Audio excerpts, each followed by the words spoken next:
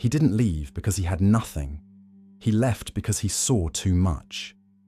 Siddhartha Gautama was born into a life most people never question.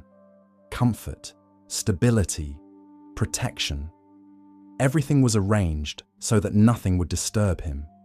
He wasn't just wealthy, he was shielded. His father made sure of it. No sickness, no aging, no death, only youth, only beauty, only pleasure. A world carefully constructed to feel complete. And for a while, it worked. Because if you never see something, you don't know it's missing. But that kind of life comes with a cost. Not pain, not struggle, something quieter. A sense that everything is contained, predictable, rehearsed. A life that never surprises you. And at first, you don't question it. Because nothing seems wrong. But that's the problem. Nothing seems wrong. Then one day, something breaks through. Not dramatically, not all at once, just enough to disturb the surface. He sees a man who is old, not tired, not weak, old. A body that has changed, beyond control.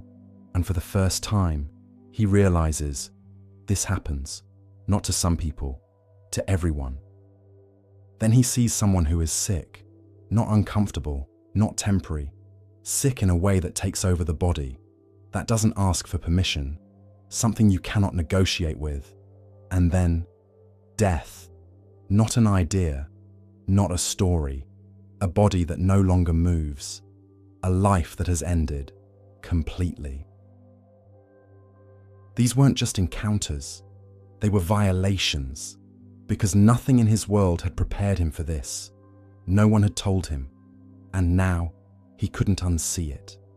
He returns to the palace, but something is different. The same music plays, the same food is served, the same people smile. Nothing has changed, except him. The pleasure is still there, but it doesn't land the same way, because now he knows. Every face he looks at, aging, every moment, temporary, every life, moving toward an end it cannot avoid. And suddenly, the life he was given starts to feel incomplete.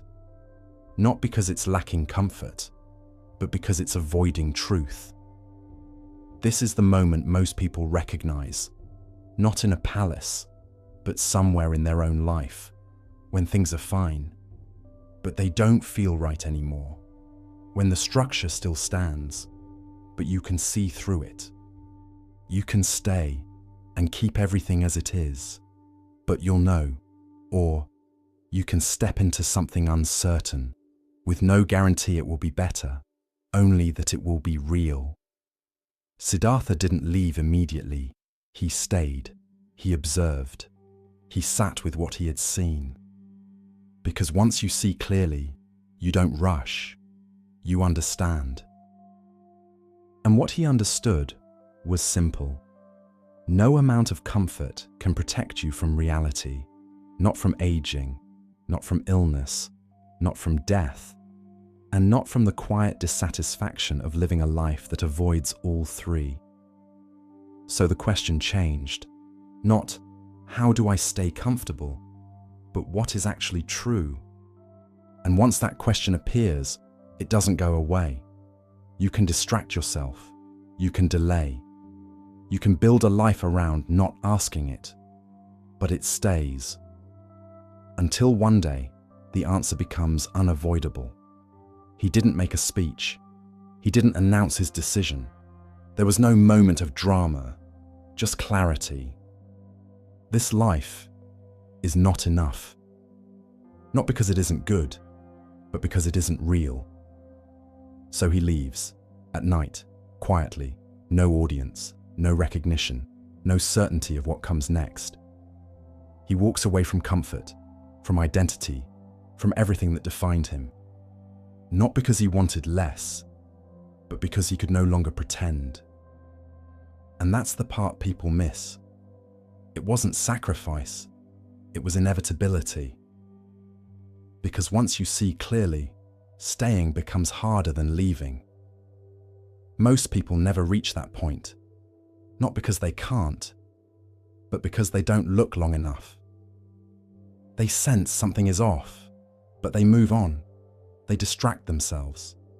They adjust, and the life continues. But sometimes you see it, not all at once, just enough. And from that moment on, you have a choice, not between comfort and struggle, but between illusion and truth. And the cost of seeing clearly is that you can no longer live the same way again.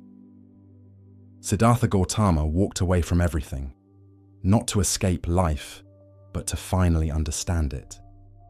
If you want to go deeper into these ideas, we recommend the book The Dhammapada by Eknath Easwaran. You'll find a link in the pinned comment. If this resonated with you, consider subscribing for more videos like this. Thank you for watching.